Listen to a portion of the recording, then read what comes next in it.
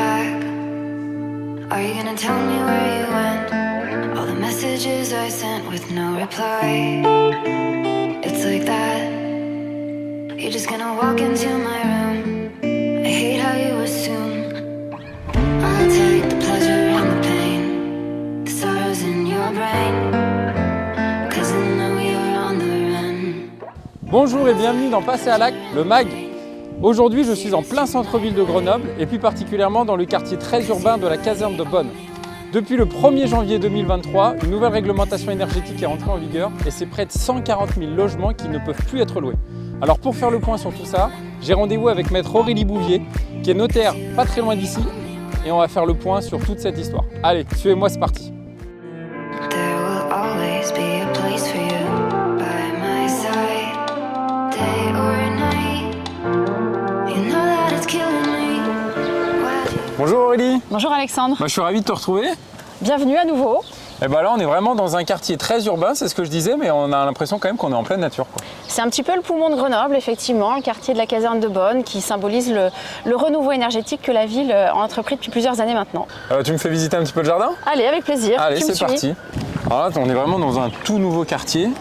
Et c'est vrai que par rapport à ce qui est arrivé donc, sur le début de l'année avec la nouvelle réglementation énergétique, il y a le DPE, il y a l'audit énergétique, il y a aussi le carnet sur le logement. Tout à fait. Tout ça, ça a changé, j'imagine, complètement la donne au niveau des locations. Et qu'est-ce qui a véritablement changé finalement ?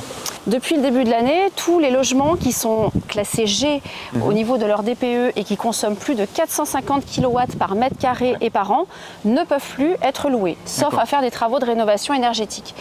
Et la loi est venue mettre en place un calendrier qui va interdire à la location à partir de 2025 tous les logements en classe G, 2028 tous les logements en classe F et 2034 tous les logements en classe E.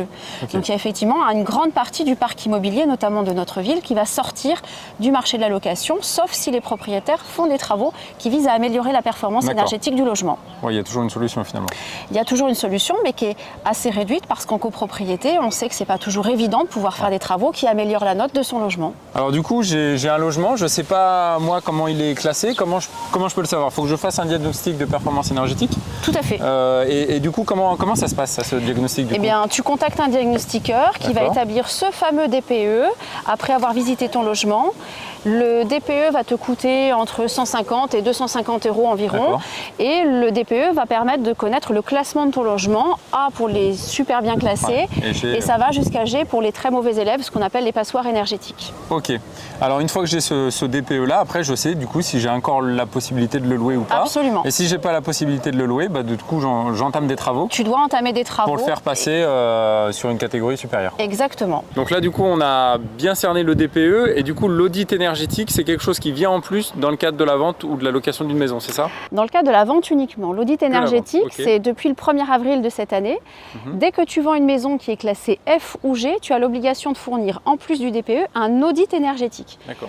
Et le rôle de cet audit, c'est d'informer ton futur acquéreur sur les travaux qu'il y a à entreprendre pour améliorer la note de ton logement. Alors ensuite, il y a le petit dernier, c'est le carnet du logement. Le carnet d'information. D'information sur le logement. Exactement, ce carnet d'information en vigueur là aussi depuis cette année et qui consiste en l'obligation pour tout propriétaire d'un logement qui a fait des travaux ayant un impact sur la performance énergétique de son logement, de tenir à jour un carnet d'information qui va compiler toutes les factures, les notices descriptives de ces travaux-là, l'idée étant d'informer au maximum l'acquéreur quand le bien sera mis à la vente.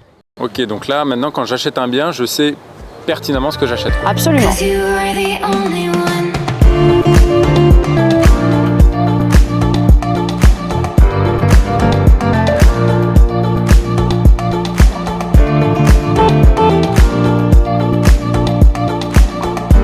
Merci beaucoup Aurélie. Mais je t'en prie, ça fait un plaisir. Tu as répondu à toutes mes questions et là du coup c'est beaucoup plus clair. Impeccable. Merci, à très bientôt. À très bientôt. Quant à nous, on se dit à bientôt aussi pour un nouvel épisode de Passer à l'acte, le MAG. Et en attendant, vous pouvez déjà retrouver pas mal d'informations sur passeralacte.com, le site. À très bientôt. Ciao.